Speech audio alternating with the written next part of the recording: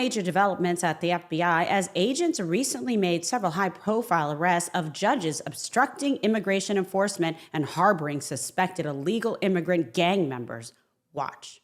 What people have to distinguish here is between the role of the judge and what she did. She was not acting as a judge at that point. She was acting as an individual who was helping the evasion of law enforcement. And what I find perplexing is I understand waiting for the facts to come out. We just got more facts about witnesses who said that this was intentional and the actions that the judge did. But what's concerning are all these Democratic leaders saying that she is this martyr. Well, if it's true that she actively secreted an individual, actively evaded law enforcement, how is that part of the judicial function? Many of us have said that we need mutual respect between the judicial and executive branches, but it goes both ways. She has to earn that respect by reinforcing her role as a judge, not as a participant in alleged illegality. Here at home, the border is secure. American cities and towns are safer, and law enforcement, including the FBI, is doing what it takes to keep the American people safe. And it's just the start of a new era for safety, security, and prosperity. Take a look. The morale of ICE and Border Patrol is at all-time high because they're getting to uphold the oath they took, and they're enforcing the law. Border Patrol and the Biden administration, I met with hundreds of them. They felt like Uber drivers and tourist agents. These men and women joined the ranks of ICE and Border Patrol to enforce the law, make the community safer, and protect national security. I hear it all the time. There's a lot of people in this country who don't like me. I don't care. But when I walk to an airport, I have many people walking up to me and thank me for what I'm doing, and I'm not taking credit for anything. The success of the border and immigration enforcement is President Trump and the men and women wearing that uniform. God bless each and every one of them. But I take a pleasure in seeing it because in 40 years of doing this job, people always want to say, why are you so emotional when you testify? Why are you so emotional on network? Because if they wore my shoes for 40 years, they'd understand why I'm emotional. I've talked to little girls as young as 9 years old that were raped multiple times by the cartel members.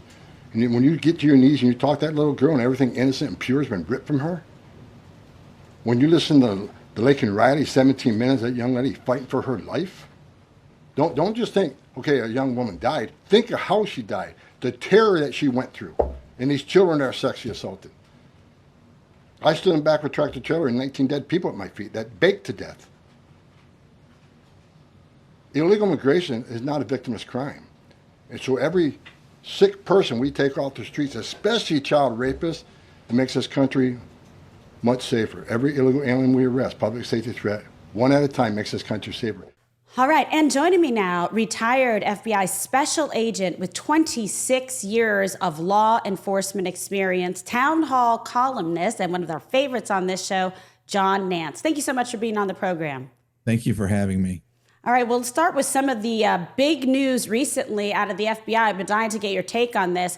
Arresting a Milwaukee judge indicted for obstructing federal agents seeking to arrest an illegal immigrant. What is going on here?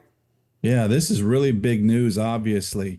And this is what Kashs Patel promised, right? Yes. He said that he was going to let good cops be good cops. And this is exactly what happens when you have leadership like Kashs Patel's leadership. And, this isn't just an ordinary run-of-the-mill criminal. I mean, you're talking about a judge. So this is really encouraging to see the FBI unafraid and motivated to pursue the facts where they lead and to effect an arrest on someone regardless of their position in society. So this is what real equality under the law is about, right? So instead of having a two-tiered system of justice, which we've had to experience under the last 4 years of Biden, we're now seeing justice being served and apportioned out equally. Now, obviously, innocent until proven guilty, but it's very encouraging to see the FBI being aggressive in following the facts and making arrests where they need to be made. And like you said, exactly as Director Patel promised. Now, this also follows something else interesting, a former judge in New Mexico being arrested for harboring, if you can believe this, I mean, I just can't believe what these people are doing these days, a Tren de Aragua gang member. What is your reaction to this, and also discuss the significance of it? Well, it's politics, right? I mean, judges aren't immune from politics. Some of these judges are politically appointed individuals. So I don't know if that's the case with this particular judge, but obviously these individuals are more concerned about ideology than they are about the rule of law. So you have an individual that's here illegally, worse than that, who is a very significant member in a Mexican gang, who Trump has classified these gangs as terrorist threats. So, some very serious charges, and people that pose a real threat to everyday Americans. So, I'm glad to see that again that the FBI is pursuing these leads, following these leads, and making these cases regardless of who the particular subjects happen to be, whether it's an everyday drug dealer, a small time overstay in supporting ICE operations, or somebody like a judge. So it's good to see that accountability is back. Yeah, I mean, and I just don't understand this little love affair that the Democrats and some of the media have with, notorious gang members that are violent criminals that pose a real threat to public safety. And it just seems like they're glamorizing this, and I have such a problem with it. Well, I think it's part of the Democrat overall strategy to import a new constituency, right? That's why they left the border wide open. Exactly. Their attempt is essentially to transform the American electorate, right? I mean, they know they can't win with most everyday Americans. They're never upfront about their agenda. That's because most Americans don't care for socialism. They're not going to buy into Marxist critical race theory, so they try to hide that. And this is just an extension of that political impetus, that political commitment to import a new constituency. So you've got judges who are casting aside the rule of law, all in the pursuit of political power. That's really what it boils down to. Yeah, and all of this follows an explosive intelligence assessment from the FBI, finding that actual Venezuelan government officials are facilitating Tren de Agua violence in America, even plotting to possibly carry out kidnapping on U.S. soil, which is really terrifying. Can you take us kind of inside the counter intel office at the Bureau and the significance of this assessment? Well, the counterintelligence function of the FBI has always been very critical. In fact, a lot of people have criticized the CI branch. I spent 3.5 years conducting counterintelligence investigations out of the Miami division. So I really have full appreciation for the importance of our counterintelligence function.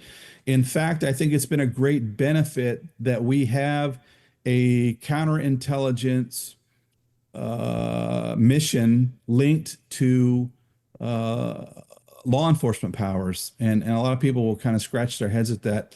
The reason why that's a good thing is because it couples the counterintelligence mission and puts it under the same sort of constraints as purely criminal cases that are prepared to the same high standards as criminal procedure. So if you're looking at a CI case and ultimately bringing it before a judge in a court, then the standard is going to be proof beyond a reasonable doubt. If you divorce that law enforcement authority from counterintelligence, you're actually providing much more opportunity for abuse and corruption. And that's why even MI5 in Britain, after 9/11, said it was a bad idea to think about breaking off that counterintelligence function. So it's bearing fruit. We're understanding what the Venezuelans are up to, and so we can counter that threat. And with Trump's classifying these, Tren de Aragua and MS-13 gangs as foreign terrorist threats, that really brings the whole cadre of federal government weapons to bear on this particular problem. You know, federal law enforcement, military potentially. So it's a very significant thing that Trump has done. It really is. And I'm just really happy. I mean, are there some things, that you're hearing about that you feel are really moving in the right direction with the Bureau, and that, change has been, occurring in the right direction and at the right speed? Mm-hmm. Yeah, a lot of people aren't happy with the speed, I don't think. Yeah. Comes from people not understanding what the FBI does, the importance of the FBI mission, how moving things quickly can compromise investigations. I don't think people Yes. understand that. Deputy Director Bongino, in his X post, has been very clear about that. I think he said that we need people with information, we need people in the right positions, and he's not saying, and this is my opinion, he's not saying, oh, well, we need guilty people, so to speak, people that were guilty of abuses during the Biden era FBI. That's not what he's saying. He's saying that we need good people that understand how these investigations function to provide the what the American people need in terms of national security and criminal prosecutions. So people need to be patient. The ICE investigations, the FBI joining in with ICE operations, I think is a really good indication of some of the cultural change and the Okay. the orientation of the reorientation of the FBI. Of course, these two judges being arrested, these are other indications of that. And we're getting updates really on a almost a daily basis as to what different divisions are doing. And I know Patel has kind of pushed out, and this is revolutionary, he's pushed out the responsibility to communicate down to the SAC level out in the field offices. That really hasn't been done before. And I know he's very, very concerned about transparency. So I think this is all in an effort to let the American people know that we're about their business, that we're about the business of protecting them, of preserving their civil liberties, and ensuring national security. Last time you were on, we talked about some of the top FBI priorities that we wanted to see, for the first 100 days. We're here at this point. Now I'm curious, what are the priorities you think, realistically speaking, for the next 100 days and beyond that you'd like to see happen in the Bureau? I'd like to see a continual decentralization. Kashs Patel was down in Alabama, I think, just the other day, and that's part of that process. I think he's already planned on moving 500 agents out to the facility in Alabama. So that's continuing. I'm glad to see that continuing. Continuing to ensure that cases aren't held at headquarters, that cases are held at the field office level. I think that's very important as well. And I think we'll continue to see some personnel changes. I know they're trying to be very careful.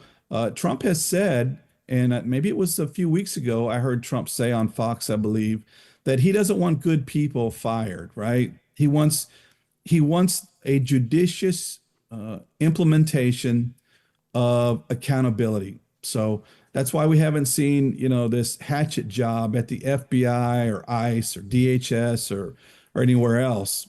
People have been instructed, I think, by our chief executive, by Trump, to be smart about making these personnel changes. So hopefully we'll continue to see that happen. We'll see real accountability continue to evolve. Yeah, and I think it's an important point because, as a former prosecutor and have been deeply involved in so many investigations, you got to be careful not to compromise and set things back 2 years because you're just being like, well, who's this person like politically? Well, do they do their job? Are they competent? Do they have a skill set? Are they honorable and loyal and have integrity and dedicated to the job and understanding the importance of it and the significance of having a position like that?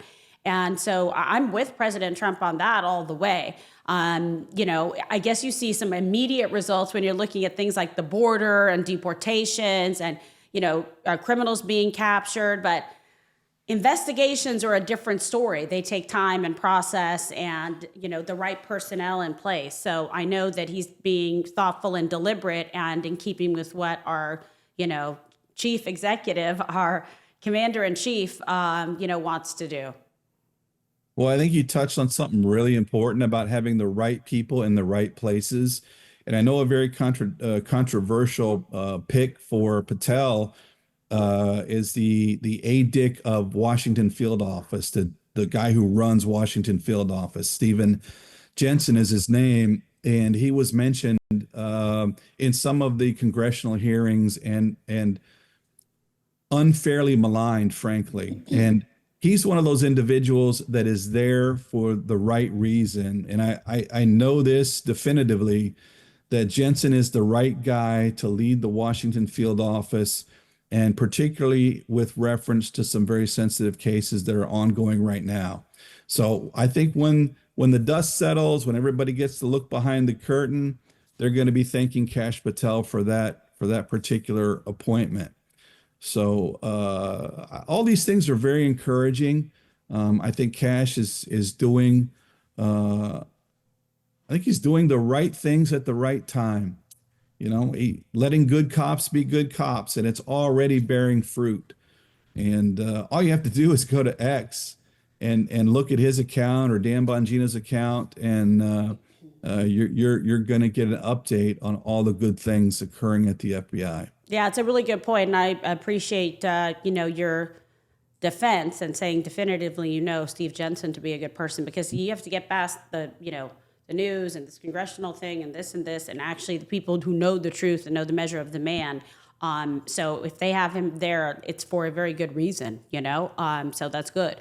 And let's talk about just how big of a job, is all of this for the director and for the deputy director, for Patel and Bongino. As you said, they just got into these roles. They've already notched some really big wins. But of course, it's not going to all happen overnight. There has to be patience at the plate. I was just saying, playing softball.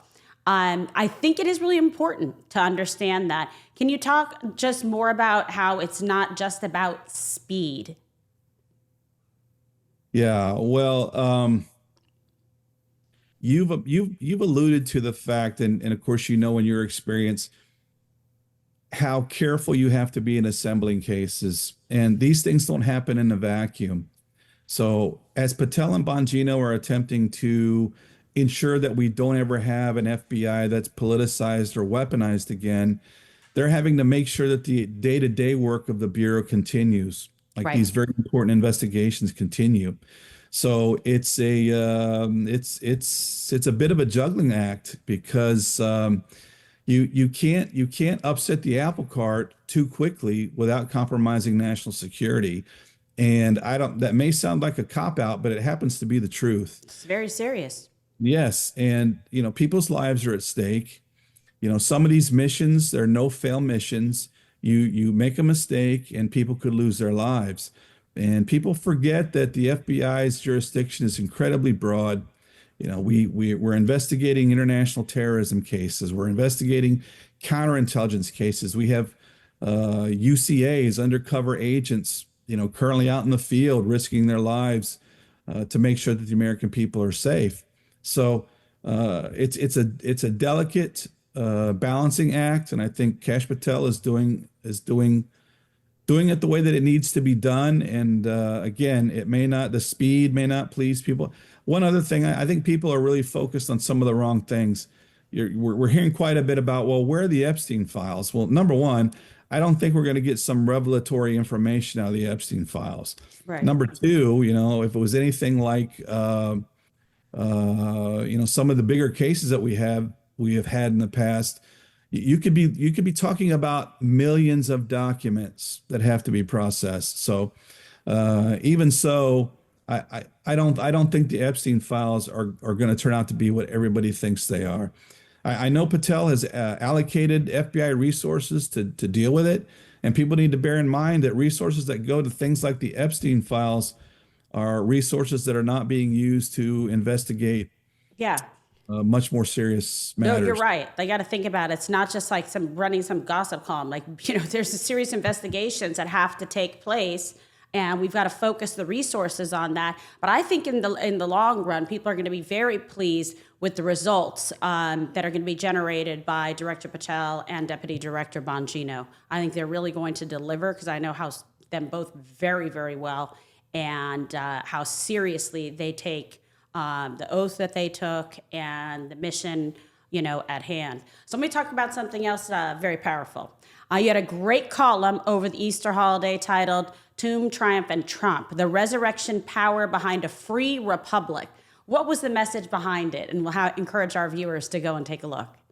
Well, our entire republic, the foundation of our society is based on the Judeo-Christian tradition.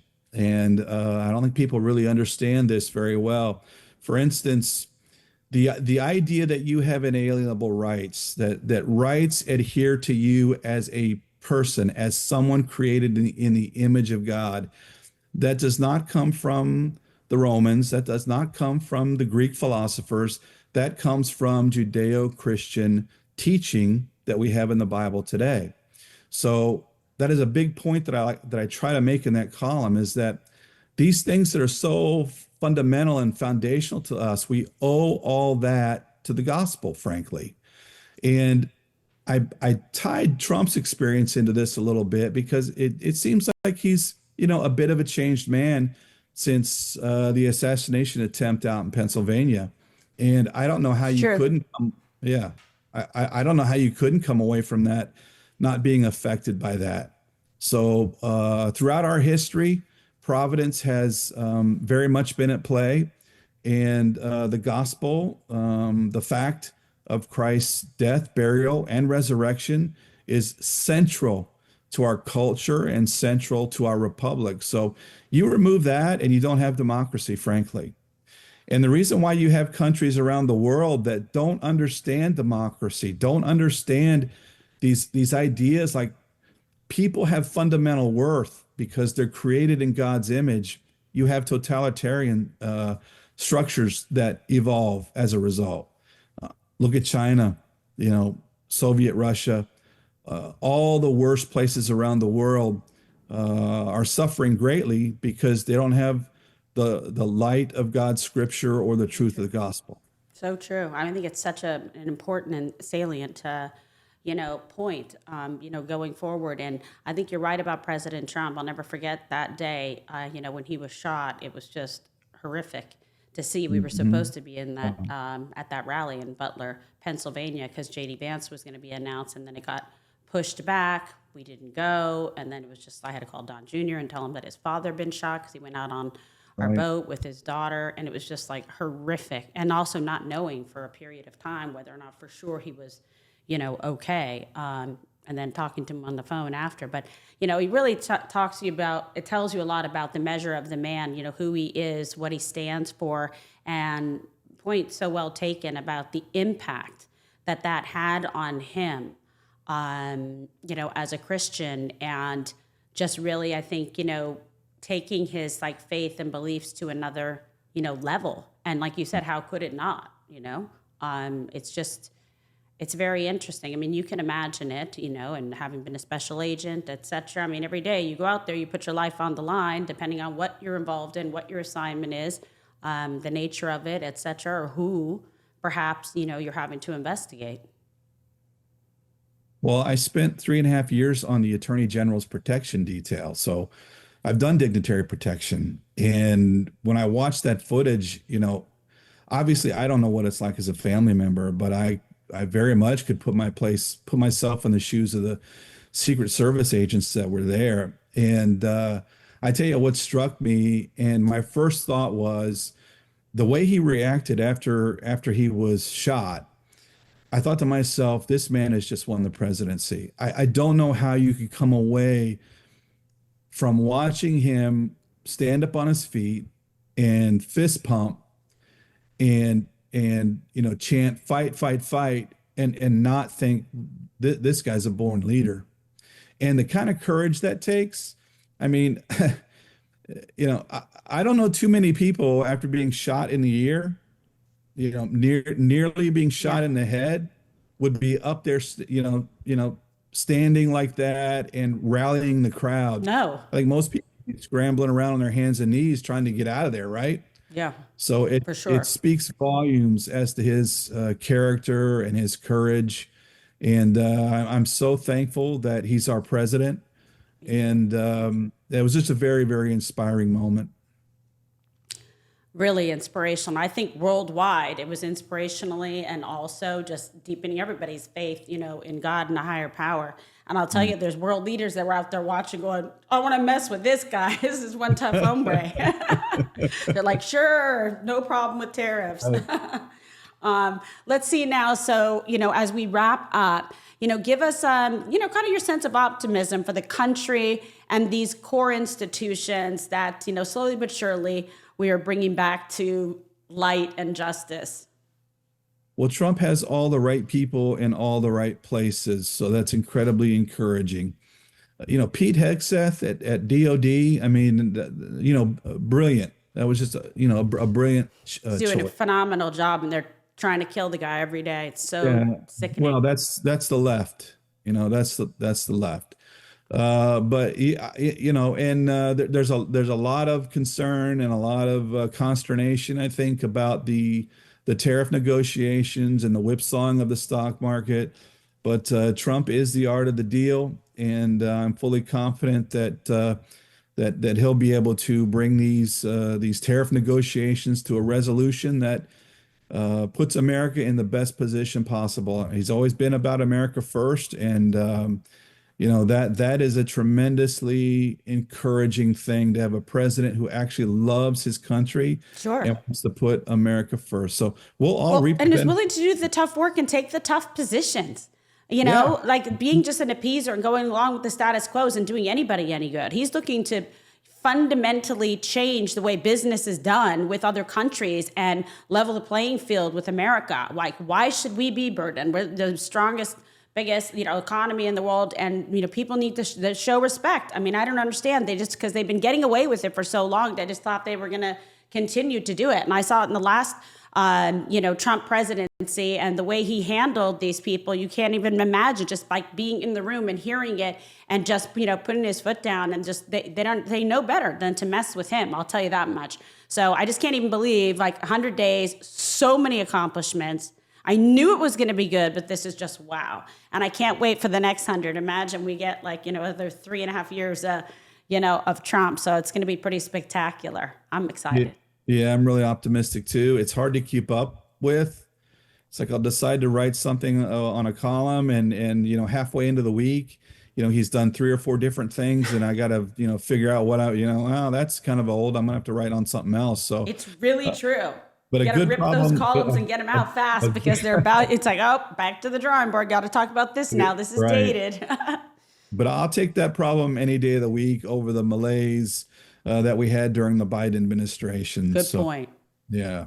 Good point. Good point. Well, tell everyone where they can find you, read your great columns, and follow you on social media. Well, I'm on pretty much everything. So at the John Nance on X, Instagram, LinkedIn, Facebook, and of course you can find all my columns at townhall.com.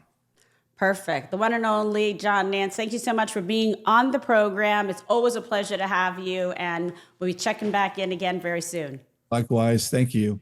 All right. God bless. Take care.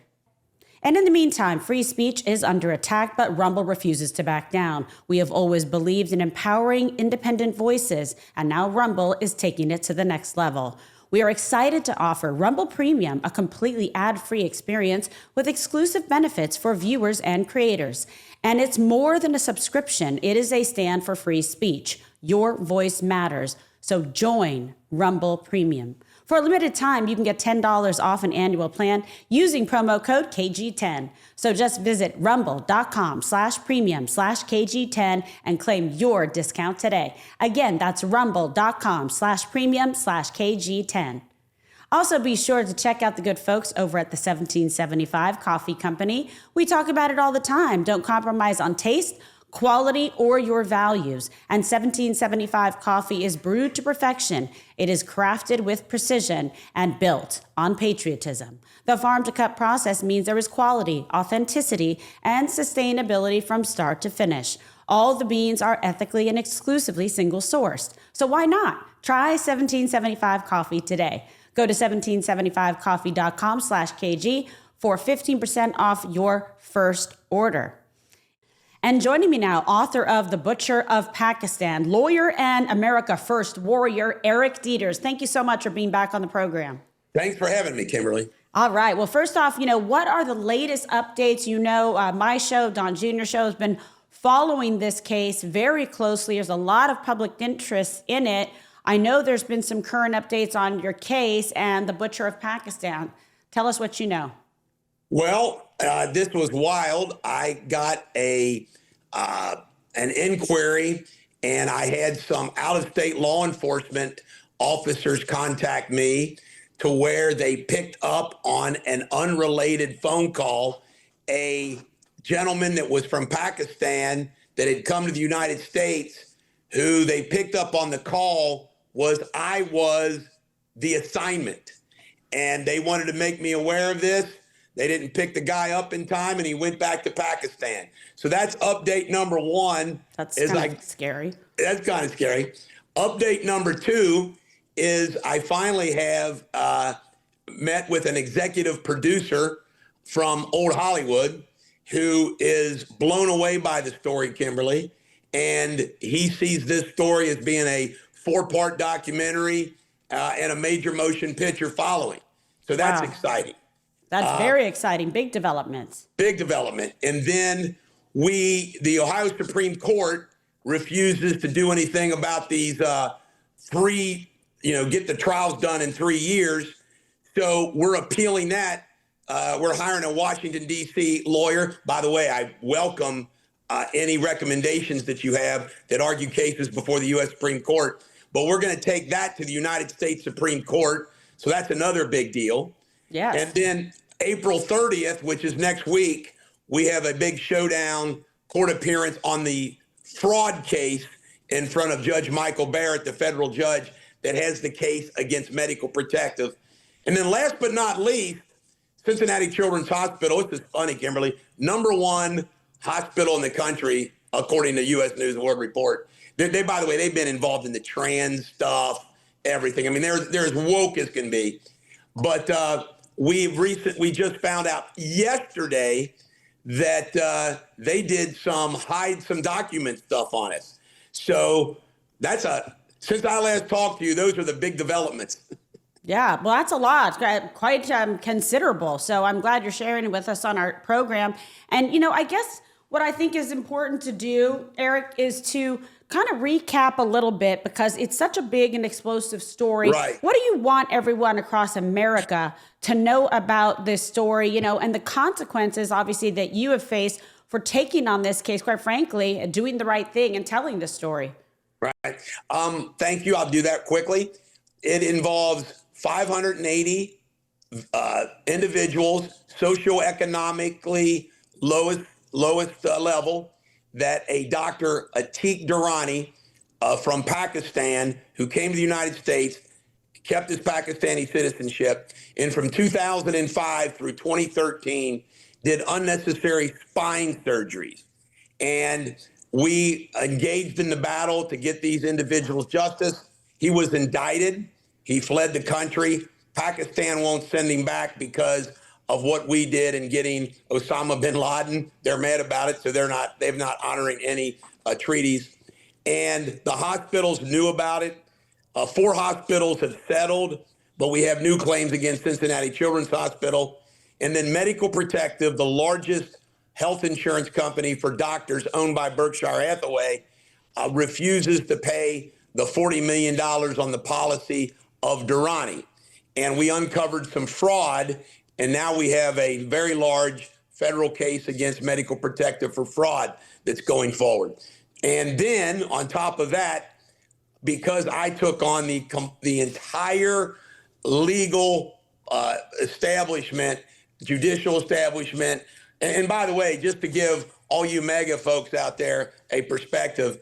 In the Cincinnati area, the Republicans are all Bushites, all the way up to the Ohio Supreme Court.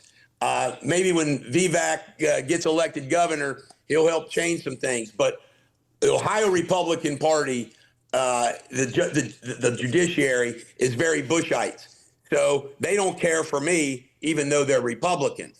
So, and meanwhile, the media, the Cincinnati media, owned by the hospitals and Big Law, have ignored the story.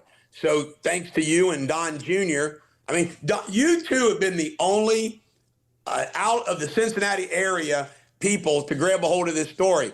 And it's perplexing. But it just goes to show you the same thing the president battles, how Big Law controls so much.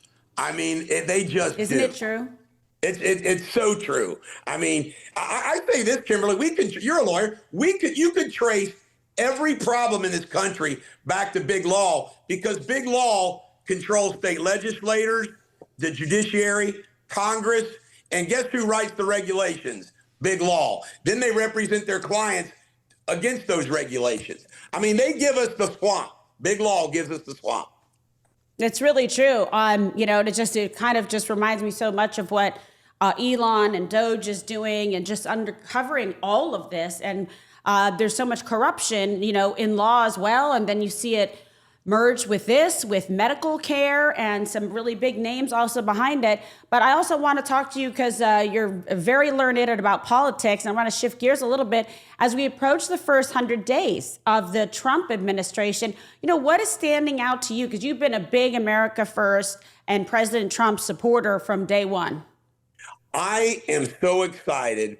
And I know that you were there with a front seat in the first administration.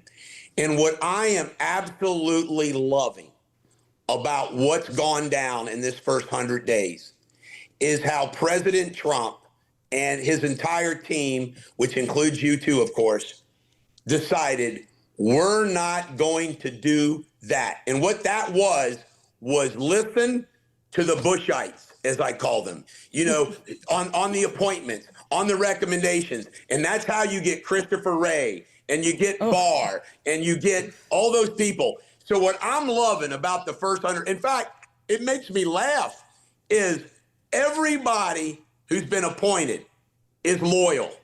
Everybody is talking the same language. Everybody's pulling the wagon in the same direction. And here's the other thing. You know this, Kimberly.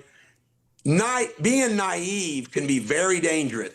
What I love is President Trump isn't scared to exercise power and authority, and he's doing it. Yes. So what I love is the fact they are all on the same page. He's got his team. He's taking no prisoners, taking no crap. He's doing it his way, and it's hysterical to watch. And you've got all these people. When I think about how bad they treated him, from 2016 all the way through, and he survived, and is back, their heads got to be exploding. But that's what I love. I love the general attitude and action of the administration. He's not insecure. Elon's out there doing all those things, and the left tries to stir that up. They're working great together. Not everybody agrees with everything. If there has to be an argument, let it be an argument. I just think Trump is governing like the man. And I'll go ahead and say this, Kimberly. I used to think that, people mention Mount Rushmore, and I know my history, and I'm thinking, you got FDR, you got Lincoln, you got Washington. But I've changed my tune. I think that if he keeps up what he's doing, and he ends these wars, which he's going to, and Doge drains the swamp, and he's closed that border, and these tariffs are going to work. We're going to have 100. Nobody talks about this. We're going to have over 100 countries, better trade agreements within a matter of months. Right? What? And the economy is going to soar. So I actually do believe that if he stays on course, this man, President Trump, you got to put him right next to George Washington, FDR, and Abraham Lincoln. And I'm serious. They want to. Yeah. I mean, I'm serious too. I mean, you'll go carve it yourself. Yeah. See, he's By the way, excited about Kimberly, it. we got left. You contacted me. Drew contacted me on the show. I want you to know that I apologize that the woman who's interviewing me, who always looks beautiful on Metro Palm Beach, I choose today to come in with my white T-shirt and blue jeans. Hey, it looks good. It's a clean white T-shirt, okay? Never underestimate the value and impact of that. It is a clean T-shirt. Thank God. That's so funny. Hey, so I want to tell you, because you're really obviously very well known in politics and in places like Ohio and Kentucky in particular, you've got a really good sense of the pulse of what's going on. What are you hearing from voters on the ground in those states? And, what appears to be really resonating?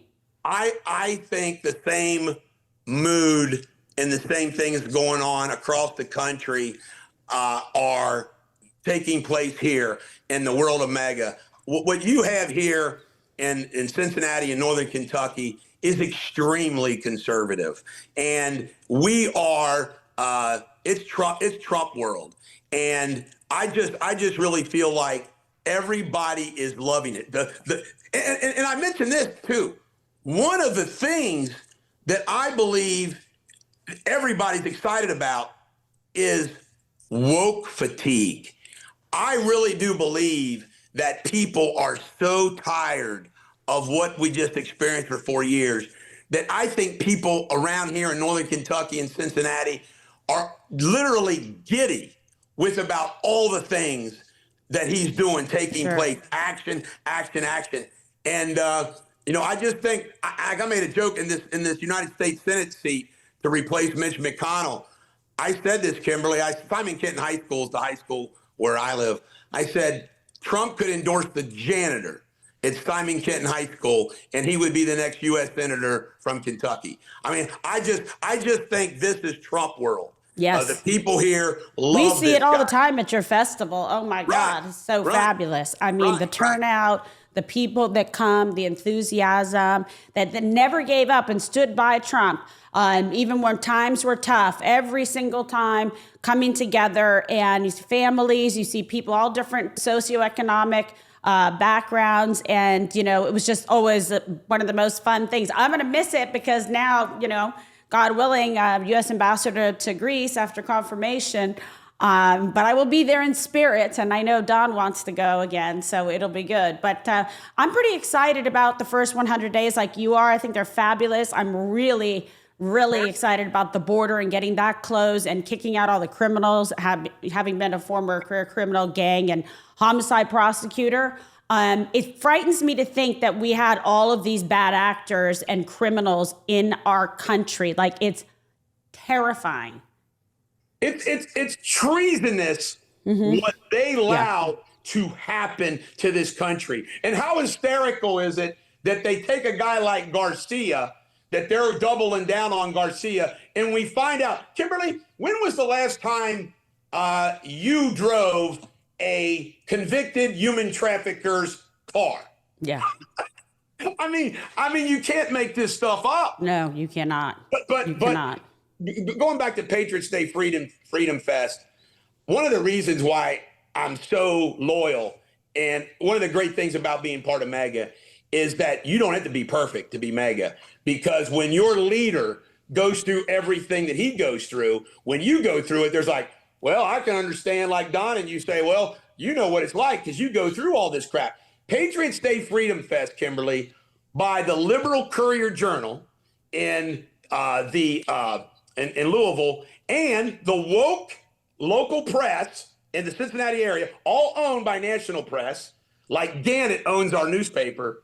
They tried to label Patriots Day Freedom Fest like it's a white supremacy event. Yeah, it's not. I mean, it's like... But those people they lie. It's a fake news, They do anything to try to suppress, God-fearing, America First loving people from coming together and, using their voice to express their beliefs. But it didn't work. And you know this from your studies. The media was supposed to be the fourth branch of government. It was critical from the very beginning. George Washington would get ripped by a newspaper. Then there was another newspaper that, and beginning with Barack Obama, this news media threw in with the other side, and they harmed President Trump, and they harmed this country so bad. And yet they're the ones that take all the shots. And they gave us Joe Biden. And when you think about how bad those 4 years have been, and that's from the media. So they've abdicated. So all of those bad actors like Joe Biden and 52 intelligence officers lying about Hunter Biden, that all happened in this country, Kimberly, because the media let it happen. It used to be, can you imagine what it used to be like? Kennedy, LBJ, Eisenhower saying, well, what would the Washington Post say if I do that? Well, these guys, since Obama and Biden, they've been able to say, we can do anything we want. We can do anything we want. The media's got our back. Right. And That's this true. country got paid the price for it. We're all victims. We're Terrible. all victims. It's treasonous, like you said, but we're on the bounce back. I'm pretty excited, and I want to just get your kind of final thoughts of what you think should be the benchmarks for the next 100 days and beyond. Well, I think that what President Trump will do now that he's got off to this great start is, I think in that next 100 days is the tariff deals will start taking place. And I think what will happen is, with the commitments of the manufacturing coming into this country is, and I think the Ukrainian war will be behind us. Let's face it, none of these wars would have happened if Trump was there. And so I think that we're going to have peace, and then we're going to have prosperity. So I think that second 100 days, you will see this economy kick in and explode. So I think it'll be the economy. Yeah, I think so. I hope so. I think what you're saying, about trade, and I really think that he's focusing on this, war between Russia and Ukraine, strong statements put out. If he can get that taken care of as well, along with the border, and he hung tough on the tariffs, I think we're in a very, very good economic forecast going forward. So tell everyone where they can get more information as well about you, Eric, about what you're doing and about your case. Sure. EricDieters.com is as easy as it gets to remember, but it's also, the book's called The Butcher of Pakistan. You can buy it on Amazon. And if you just Google Eric Dieters, all my information is there. And I forgot to mention, I think another thing that's going to be really critical the second 100 days is, I think Greece is going to be really well represented. Oh, thank you so much. You're very sweet. I'm going to do my best. And when I do my best, watch out. How exciting is it that you are going to be the ambassador to the cradle of civilization? Isn't that cool? That's very cool. Birthplace of democracy. That's right. That's right. Do a little Trump dance. Oh my God, it's contagious. But you're the best, my friend. You are. People don't know this. We have a nickname for me and Don as Jason Statham, because you should see this guy drive a car if you survive it. It's terrifying but exhilarating.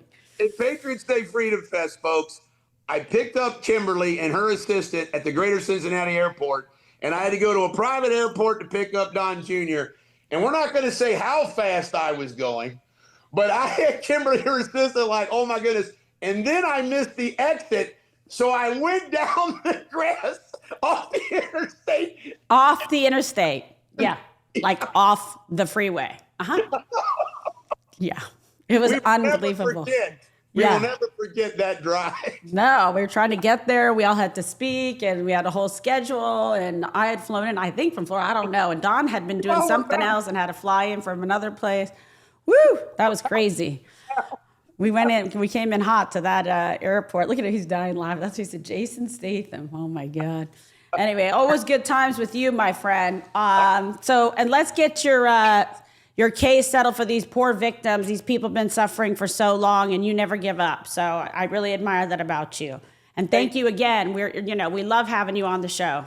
Well, you have me anytime you want, and I appreciate you. Thank you for all you're doing for this cause. All right. And America's cause. All right. Thank you, sweetheart. Eric Dieters. And in closing, remember what government is really supposed to be about: protecting people, property, and improving quality of life. That's why it all starts with having people in charge who share that mission. That's why law and order is at the center of the America First agenda. Courage is contagious and perseverance is powerful. So keep that in mind as you pay attention to what happens over these next 4 years. Thank you so much for joining us today. Please be sure to download the Rumble app, subscribe to my channel, turn on notifications, like and share, and tell all your friends so they know exactly where to find us. And please also be sure to follow me across all platforms: X, Truth Social, Facebook, Instagram, and TikTok. Stay tuned to Rumble for all the very latest breaking news coverage, and don't miss Don Jr.'s big show at 6 p.m. Eastern.